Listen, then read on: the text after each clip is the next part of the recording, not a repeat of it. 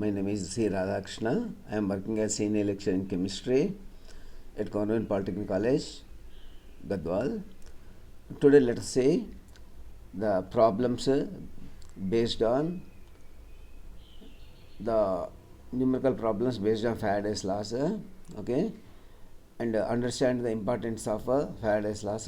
Before doing so, let's try to recall what we have learned in the electrochemistry, okay. In the electrochemistry, we have divided substances into two types, namely conductors and insulators. Conductors are those substances which allow passage of electricity through them, whereas insulators will not allow passage of electricity through them. Conduction is again of two types. Conductors, we have divided them into two types of conductors, metallic or electronic conductors and electrolytic or ionic conductors, okay. The metallic conductors conduct electricity. The metallic conductors conduct electricity through by means of free flow of electrons. Metallic conductors. Here the electrons move from oppositely charged from point of higher potential to a point of lower potential. Electrons move to from a point of higher potential to a point of lower potential, whereas in the case of electrolytic conduction, it is the ions, because electrolytic conductors, as you know, they will contain ions. So these electrolytic conductors conduct electricity by means of flow of ions, okay. They conduct electricity by means of flow of ions. These ions move towards oppositely charged electrodes. They move towards oppositely charged electrodes, okay. Then metallic conduction will not contain any sort of it will not cause any sort of chemical change, will not involve will not any movement of mass, whereas electrolytic conductor involves movement of mass. It leads to chemical reaction, that is decomposition of the electrolyte itself, okay. These are some of the differences between the electrolytic and ionic conduction, electrolytic and metallic conductions, okay. Now let's see what electrolytes are, okay. See, substances can be divided into two types again based on how whether they conduct electricity through them. We have seen all that already, okay. So electrolytes are the substances that conduct electricity. Electrolytes are the substances that conduct electricity either in the fused state or in solution. What do you mean by fused state? A fused state is a state where a solid substance is heated to very high temperature, so that from solid state it transforms, it undergoes a phase change into liquid state, okay. That's called fused state. In the fused state, what happens is the forces binding the ions, will decrease, will be broken down, and ions become free, okay. So also in solution also ions are freely mobile. So because of this, electrons, these ions are capable of movement, and they conduct electricity in the fused state or molten state and in solution. So electrolytes are the substances which conduct electricity either in the fused state or in solution, okay.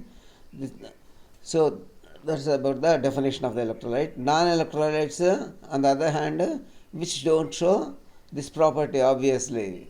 You can easily say that non-electrolytes are the substances which do not conduct electricity either in the fused state or in solution, okay.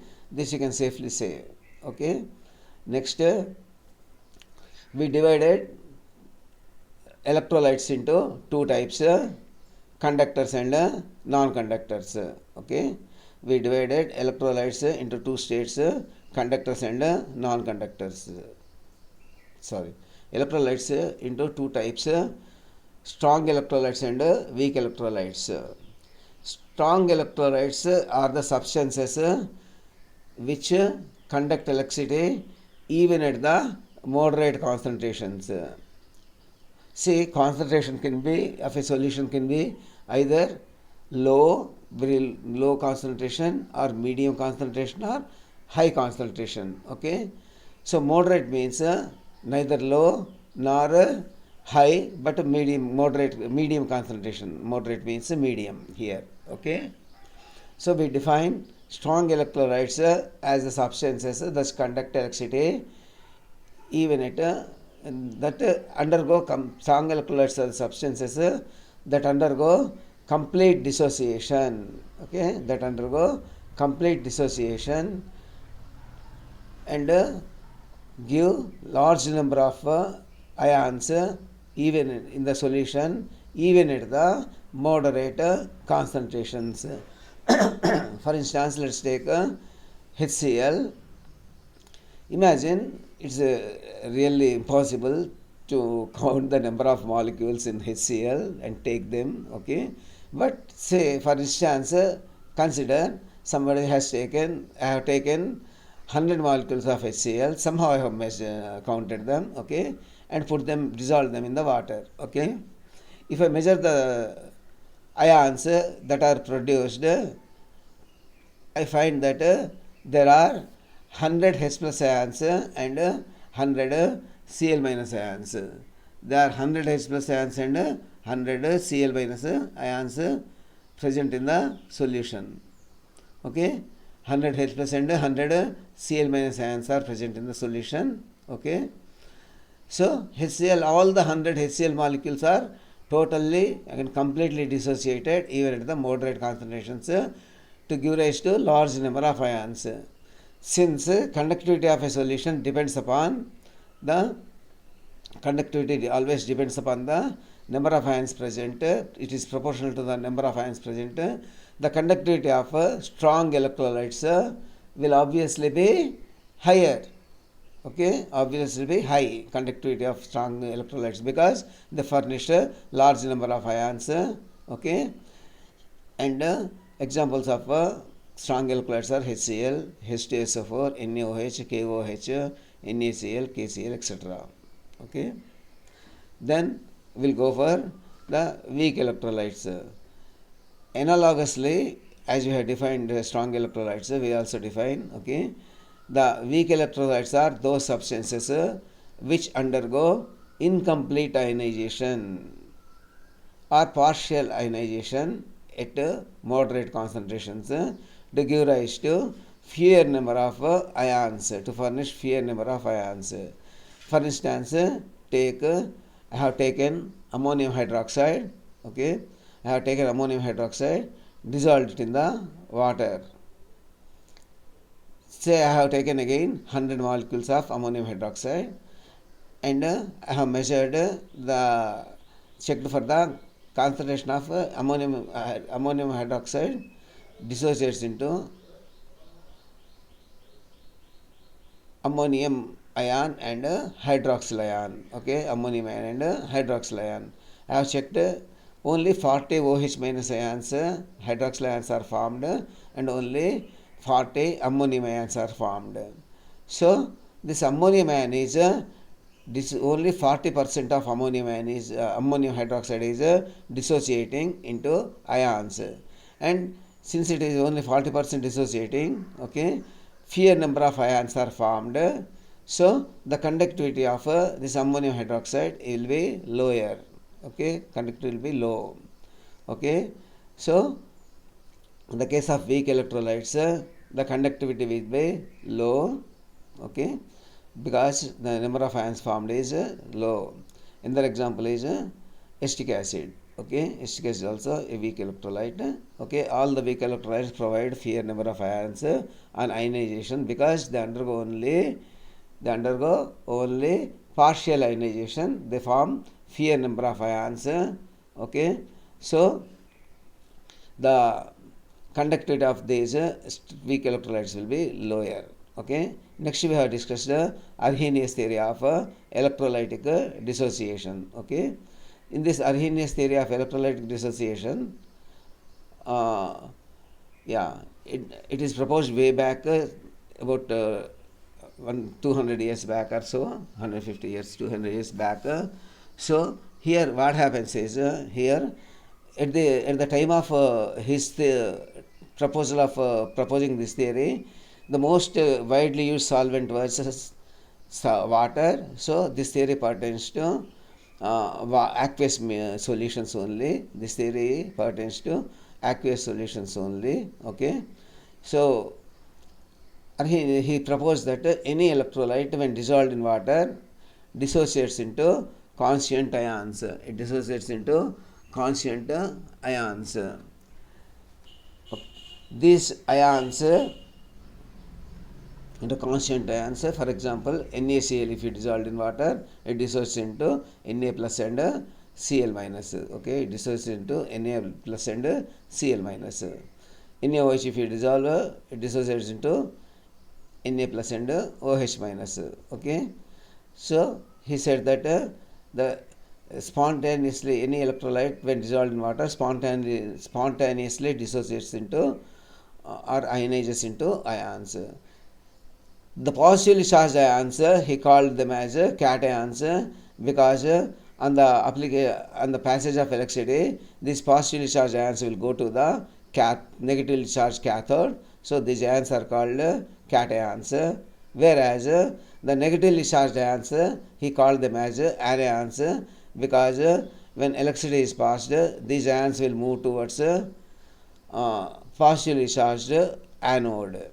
Okay, so he called negatively charged ions are anions and positively charged ions are cations. Okay, the conductivity of the solution depends upon the number of ions present. The more is the number of ions present in the solution, the higher will be the conductivity. He also said that proposed that the properties of solution is the same as the properties of ions themselves.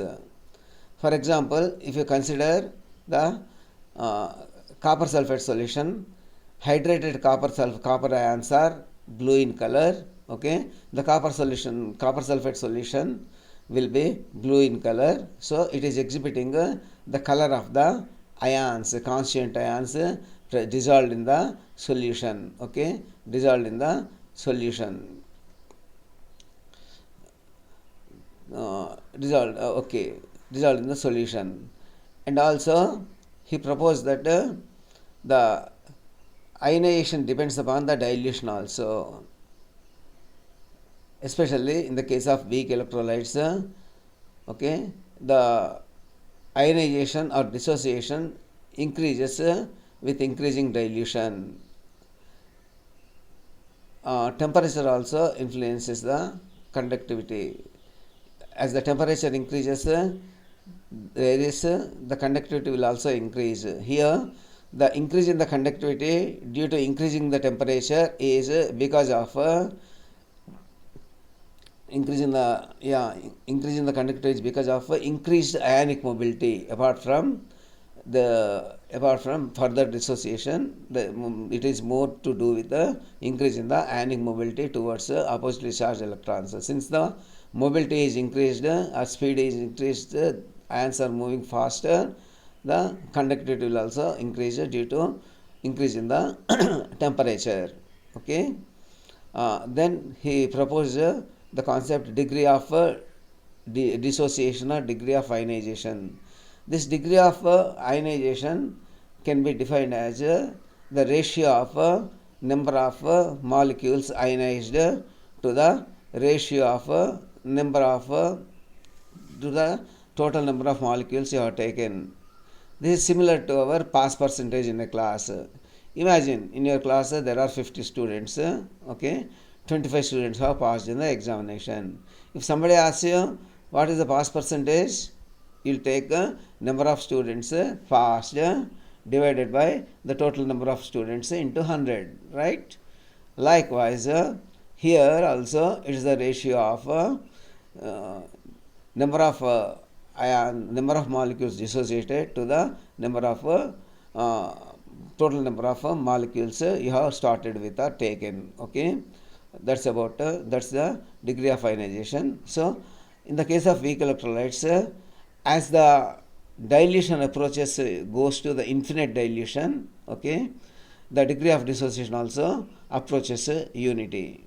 Okay, degree of dissociation is represented by alpha. Alpha is that is equal to number of molecules dissociated divided by number of molecules, total number of molecules. Okay, these are the some of the postulates we have summed up Arrhenius theory of electrolytic dissociation, and from here we will move on to the electrolysis, the concept of electrolysis. Electrolysis is can be divided. The word electrolysis can be divided into, for the sake of explanation, it can be seen as the sum of is made up of two words, electro and lysis. The word electro refers to the electricity here, and the word lysis always refers to decomposition or breaking up. Okay, decomposition or breaking up or destruction, whatever it is. Okay, so let us so here literally the word electrolysis means the decomposition caused by the electricity. Okay, likewise if you take hydrolysis, salts undergo hydrolysis in water.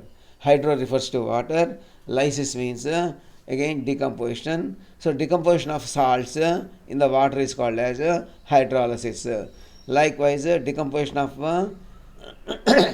electrolyte in decomposition of electrolyte by the passage of electricity is called as electrolysis.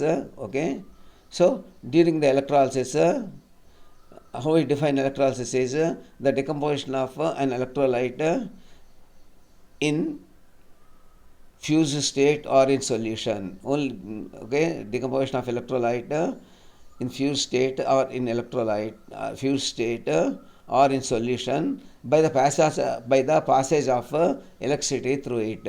Okay, by the passage of electricity through it is called as it is called as the electrolysis. Okay, for example, if you pass electricity through magnesium chloride, imagine molten magnesium chloride, it dissociates into magnesium and chlorine gas evolves at the anode. Magnesium will be deposited at the cathode. Okay, that's it. That is it. Okay, now let us see the two examples of the process of electrolysis. To describe the process of electrolysis, we have in our syllabus the electrolysis of fused sodium chloride as well as electrolysis of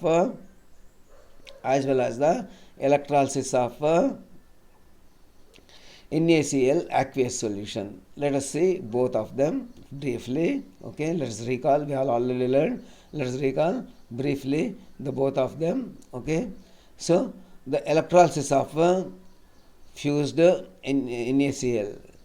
Say sodium chloride solid, if it is taken heated to very high temperature, about 800 degrees or so, it starts melting and it melts. It turns from solid state to liquid state, which is also called as, this liquid state is also called as a fused state. Okay, it is also called as a fused state. Okay, in this fused state, ions are freely mobile. This is taken in this fused sodium chloride is taken in a quartz vessel, and it's taken in a quartz vessel, and two platinum electrodes are dipped into it. These electrodes are connected to positive and negative terminals of external EMF like battery. When the electricity is passed, okay, one electrode becomes negatively charged, the other becomes positively charged. So in the liquid sodium chloride, you have positively and negatively charged ions. So positively charged sodium ions, Na plus ions, go to the negatively charged cathode. Okay, they pick up electrons. they pick up electrons from this cathode and deposit as a sodium metal. Since electrons are being absorbed or taken up, okay, this process is called as reduction. Okay, so sodium ions are positive charged sodium ions are being reduced and turning into sodium metal and getting deposited at the cathode. Like in a like manner, negatively charged chloride ions will move towards positively charged anode. Okay, positively charged anode, and they give up their extra electron. Each chloride ion has an extra electron which has it taken from the sodium ion during the formation of ionic bond. Okay, we have seen the formation of ionic bond also, this example also. So chloride ion loses its extra electron at the anode and turns into chlorine atom. Two chlorine atoms combine and they are evolved, chlorine gas is evolved at the anode. Okay, so here chlorine is giving up its electron, so it is undergoing oxidation. Okay, so here during the process of electrolysis, oxidation and reduction reactions, or in short redox reactions, are taking place. The net reaction is two molecules of sodium chloride undergo electrolysis.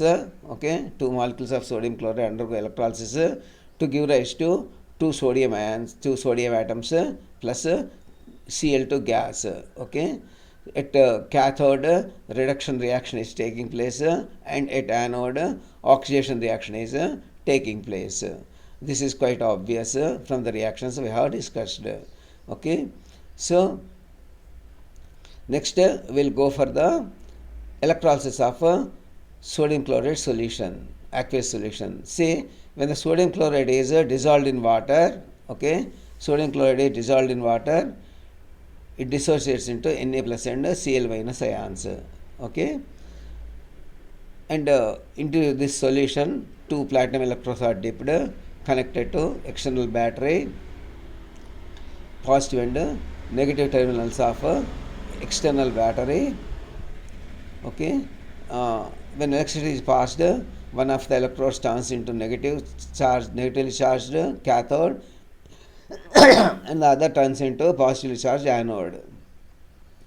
So here a little complication is there. A little complication means not exactly complication, but situation is different.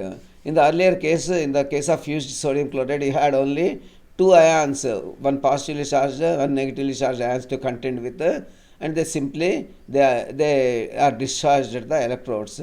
Here in the case of water, okay, NaCl ionized as in aqueous solution of water, NaCl ionized as Na plus and Cl minus, and H2O also ionized as H plus and Cl minus.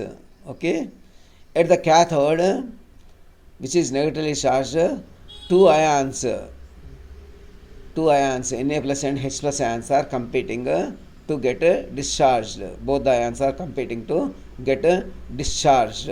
Okay, so when they are competing to get discharged, which ion will be discharged first?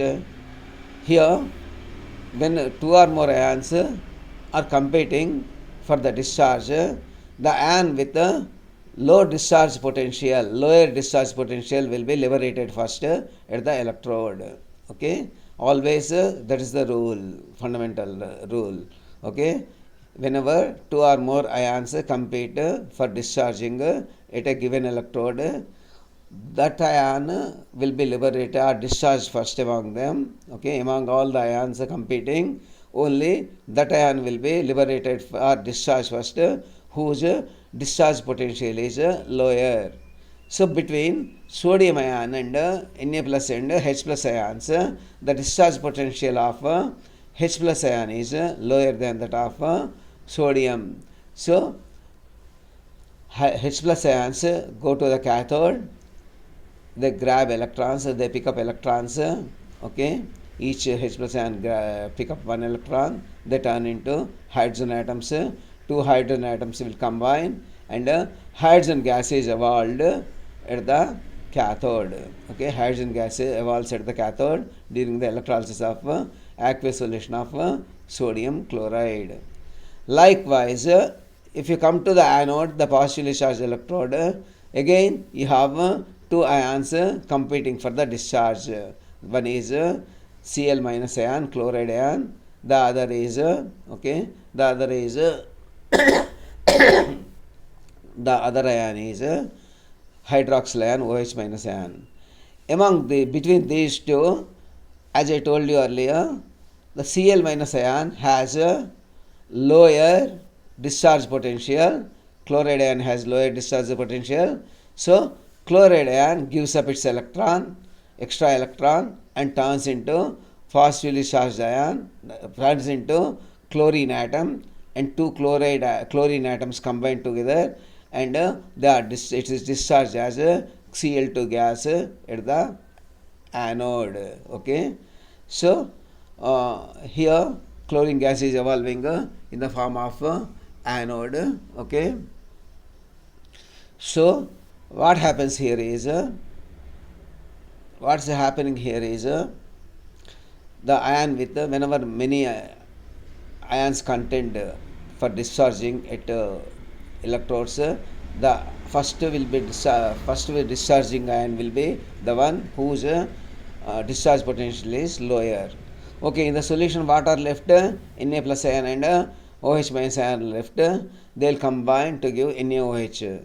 Actually, this process is one of the processes to manufacture sodium hydroxide. Okay, from commonly available sodium salt. Okay, the valuable byproducts also you have in this process: chlorine gas as well as hydrogen gas. They are valuable byproducts, and sodium chloride and water are widely available. Okay, economically.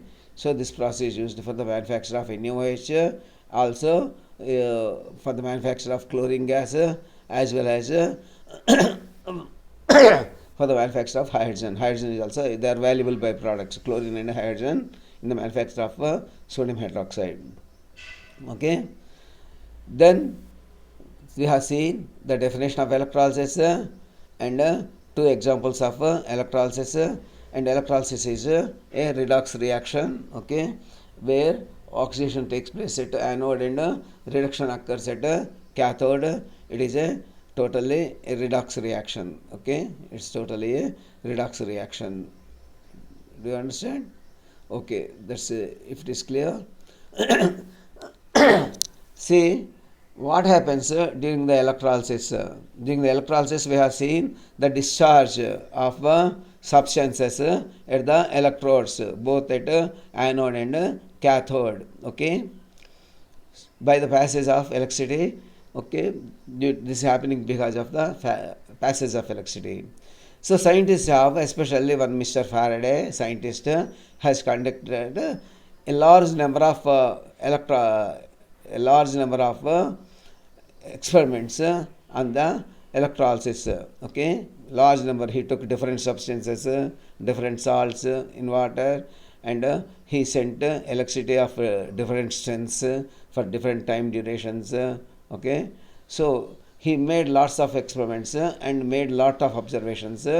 Based on these observations, he tried to formulate a generalize the behavior of electrolysis. Okay, he tried to explain what's happening during the process of electrolysis, and he formulated two laws, Faraday's first law, and as a result of his experiments, he generalized his results, experimental results, and proposed two laws: Faraday's laws of electrolysis, Faraday's first law of electrolysis, and Faraday's second law of electrolysis. Okay, the Faraday's first law states that the amount of substances deposited or liberated, okay, the amounts of substances deposited or liberated at an electrode is directly proportional to the quantity of electricity passing through the electrolyte solution. Okay, I will repeat once again. He has proposed that the amount of substance deposited or liberated at an electrode during the process of electrolysis is directly proportional to the quantity of electricity passing through the electrolyte solution. Okay. The more is the electricity you are passing through the electrolyte solution, the more will be the substances deposited or liberated at the respective electrodes. Okay, if you pass less quantity of electricity through the electrolyte solution, okay, there will be less quantities of less amount of substances will be liberated at the electrodes during the process of electrolysis. So the quantity of substances deposited or liberated at the electrodes is directly proportional to the quantity of electricity passing through the electrolyte solution. Okay, W is proportional to Q. W is equal to the first law of mathematical statement is W is equal to ECT, where E stands for the electrochemical equivalent of a given substance. Okay, this electrochemical equivalent is constant for a given substance, and it varies from one element to another element. It's constant for a given element. C is the strength of electricity in amperes. T is the time in seconds. Okay. Likewise,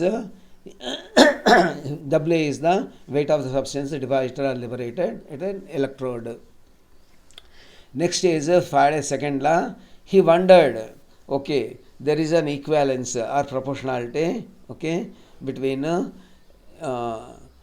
electricity passed and quantity of substances released. He also carried out experiments to understand what happens when the same quantity of electricity is passed through the different electrolyte solutions, and is there any relationship between the, okay, is there any way to account for the outcome, that is amounts of substances deposited or liberated by the passage of same electricity between different among different electrolyte solutions.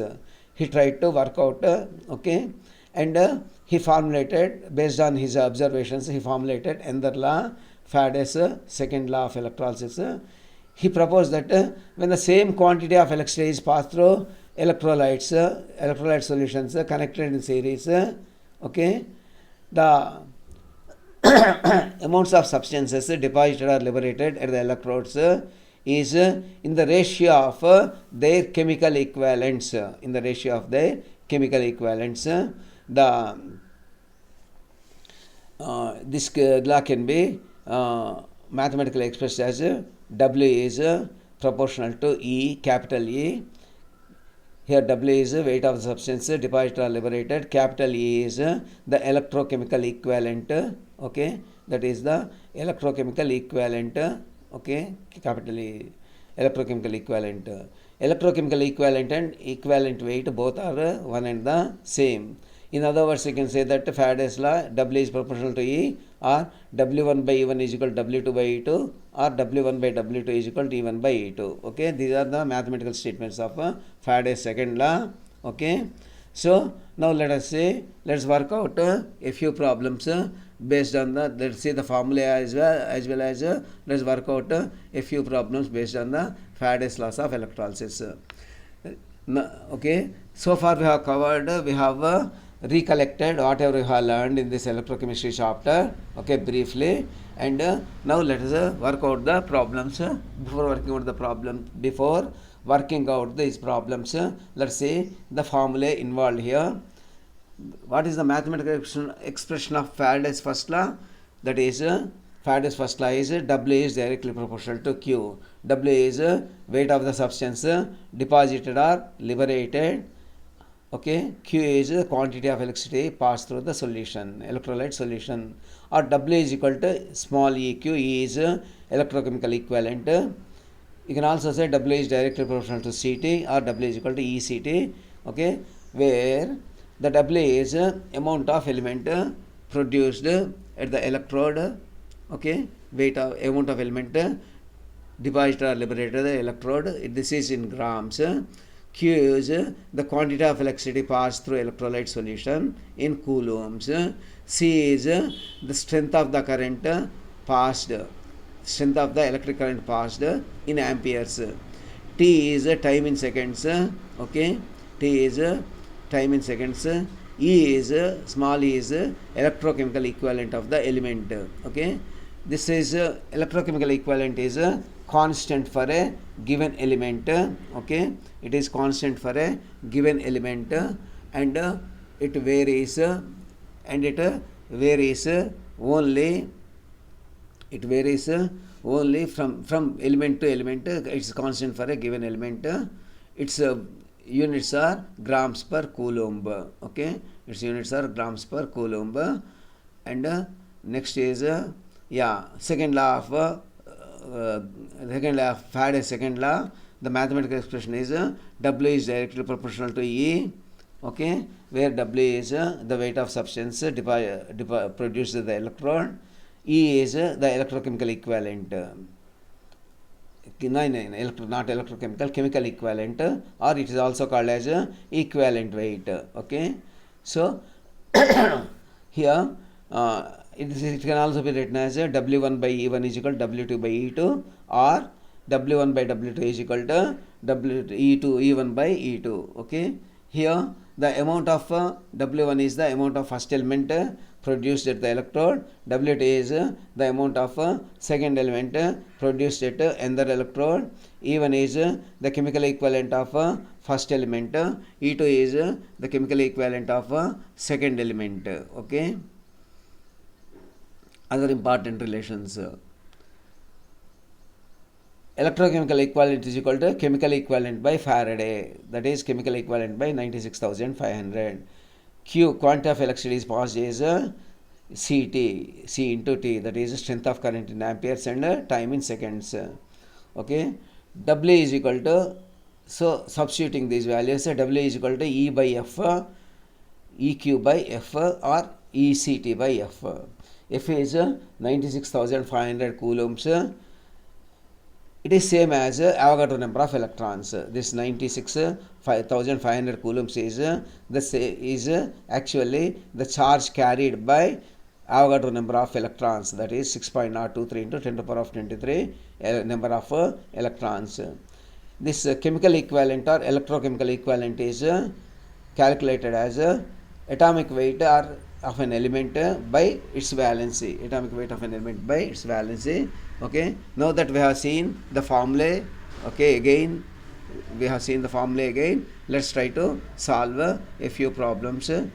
Okay, solve problems. Yeah,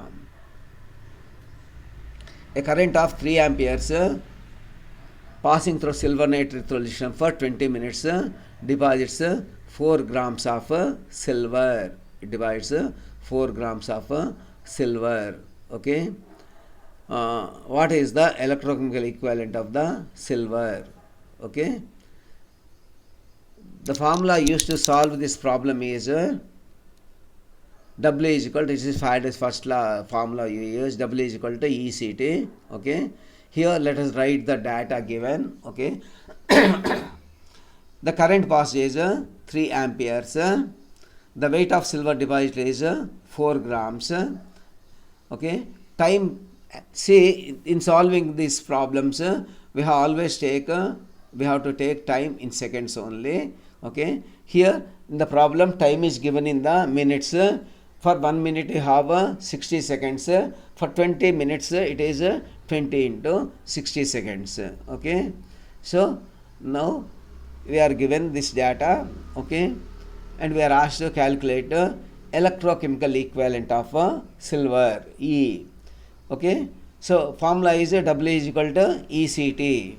So if you send C and T to the left hand side, which are present on the right hand side, if you send them to the left hand side, okay, by the process of so-called cross multiplication we have been using since our childhood, the C and T, when they sent on the other side, they will go into the, on the left hand side they will go into the denominator.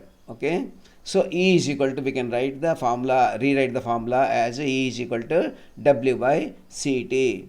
That is equal to 4 by value of W is 4, C is 3, okay, T is 20 into 60, that is 1200. Okay, on simplification you will get 1.1 into 10 to the power of minus 23 grams per coulombs as the electrochemical equivalent of silver. Okay, so for this we have used Faraday's first law of electrolysis. Okay, Faraday's first law of electrolysis we have used to work out this problem. Okay, so the electrochemical equivalent of silver is found from the problem. We have calculated it as 1.11 into 10 to the power of minus 3 grams per coulomb. Okay, grams per coulomb. This is the electrochemical equivalent.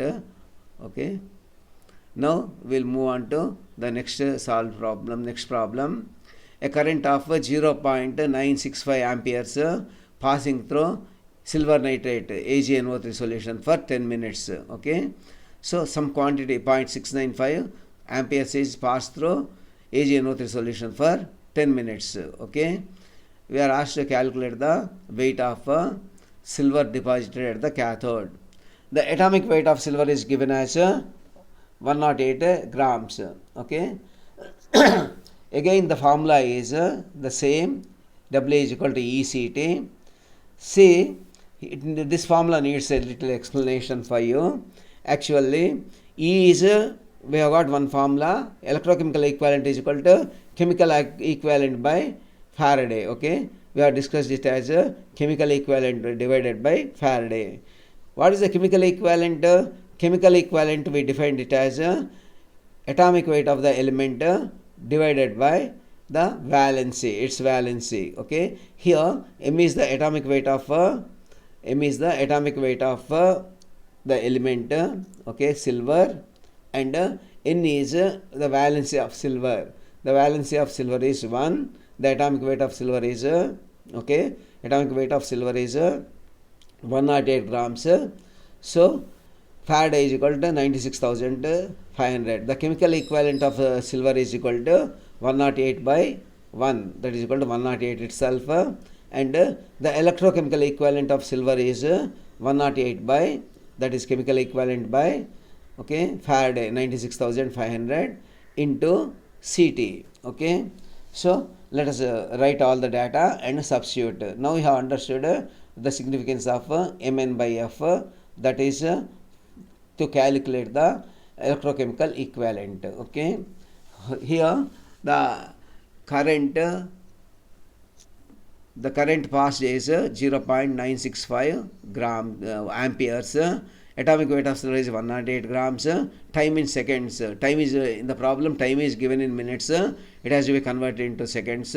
So 10 into 60 is equal to 10 minutes into 60 is equal to 600 seconds. Valency of silver is 1. Okay, Faraday is 96,500 coulombs. So let's substitute all the values. 108 into 0.965 amps into 600 seconds divided by 1 into, okay, 1 into 96,500. That gives you the simplification, it gives you 0.648 grams. Okay, 0.648 grams. Okay, 0.648 grams is given. Okay, so you can say that a current of 0.965 amperes passing through silver nitrate solution for 10 minutes will deposit 0.648 grams, 0.648 grams of substance. Okay, next 2 grams of a divalent metal is deposited by passing 9,650 coulombs of electricity. Find the atomic weight of the metal. The same formula, but here the valency is okay, here weight is given, weight of the substance deposited is given. Okay, and the valency of the metal is given as a divalent, that is n value or valency becomes 2. Okay, molecular, you have to calculate the molecular weight. Okay, so writing the data, quantity of electricity passed is 9,650 coulombs. Weight of the metal deposited is 2 grams. Faraday is as usual 96,500 coulombs. The valency of metal is 2. Okay, atomic weight of metal is okay, you have to rearrange the equation. M is equal to, it becomes M is equal to W into NF by Q. Here the directly quantity of electricity is given in coulombs, so directly we can take that instead of going for CT. Okay, so M is equal to, atomic weight of metal is equal to WNF by Q, that is equal to 2 into 2 is valency, 2 grams into valency 2 into Faraday 96,500 divided by Q 9,650 coulombs that comes to 40 grams. Okay, so the atomic weight of metal is in this problem is 40 grams. Okay, the atomic weight of metal is 40 grams.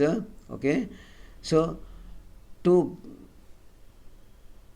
okay, that's it. That's the problem. It's very easy and direct. Okay, direct substitution and working out. Okay, now let's move to the next problem. The atomic weight of a trivalent element is 27. What is its electrochemical equivalent? He is asking electrochemical equivalent. He is giving atomic weight, okay, and valency.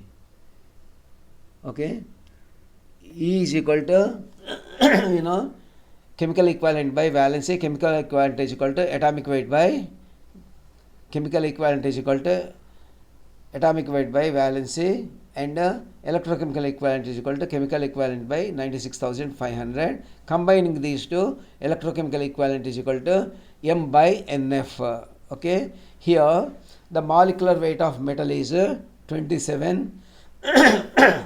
Molecular weight of the metal is 27. The valency of the element is 3 because he gave it as a trivalent element. Okay, Faraday is as usual the same value, 96,500 coulombs. Okay, 96,500 coulombs. Now the electrochemical equivalent is given by formula M by NF, that is molecular atomic weight by valency into Faraday, that's equal to 27 by 3 into 96,500 coulombs. That comes to 9.326 into 10 to the power of 9.36 into 10 to the power of minus 5 grams per coulomb. Okay, so the atomic weight of a trivalent element of 27. Okay, the electrochemical equivalent of a trivalent element with atomic weight 27 is okay 9.326 into 10 to the power of minus 5 grams per coulomb. Okay, so from the first law, what are we doing? From the first law, we are able to calculate the atomic weights from the results of electrolysis experiments. We are able to calculate okay, we are able to calculate the atomic weights of the metals or substances deposited or liberated. We are able to find out, we are able to calculate the electrochemical equivalents of elements involved. We are also able to calculate the weights of substances and the amount of electricity is passed through the electrolyte. All these things we are able to find out from the Faraday's first law of electricity for electrolysis. Okay, the next problem is the electrochemical equivalent of element is directly given 0.0000.0001259. Okay, find its equivalent weight. See, equivalent weight is we have defined electrochemical equivalent is as a chemical equivalent by or equivalent weight by Faraday. Okay, the equivalent weight is equal to electrochemical equivalent to Faraday. Okay, directly substitution. So here the formula is E is equal to capital E by F, that is electrochemical equivalent is equal to chemical equivalent or equivalent weight by Faraday. So the electrochemical equivalent is given as 0.0001259 grams per coulomb, and Faraday is equal to 96,500 coulombs. Equivalent weight is equal to the Faraday is sent to that side. Okay, so E into F, that is equal to 0.0001259 into 96,500. Okay, so that comes to 12.149 grams. Okay, its equivalent is 12.149 grams. Okay, so far we have seen the problems on Faraday's first law. Now we'll work out a problem on Faraday's second law as well. The same current is passed for the same time through copper and silver voltmeters connected in series. Okay, copper and silver voltmeters connected in series. If the mass of the copper deposited is 0.35 grams, find the mass of silver deposited. Okay, atomic weight of copper is 63.6, atomic weight of silver is 108 grams. The formula is W1 by W2 is equal to T1 by E2. Okay, the equivalent weight of copper E1 is equal to 63.6, its valency is 2, so equivalent weight is 31.8 grams. Equivalent weight of silver is 108 by 1, that is 108 grams.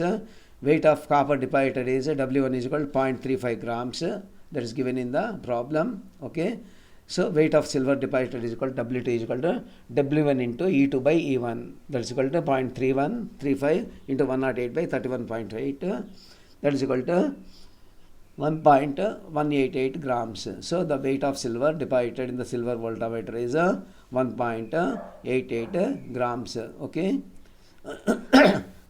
How many electrons are delivered to the cathode during the electrolysis of 5 amperes in 1 minute and 20 seconds?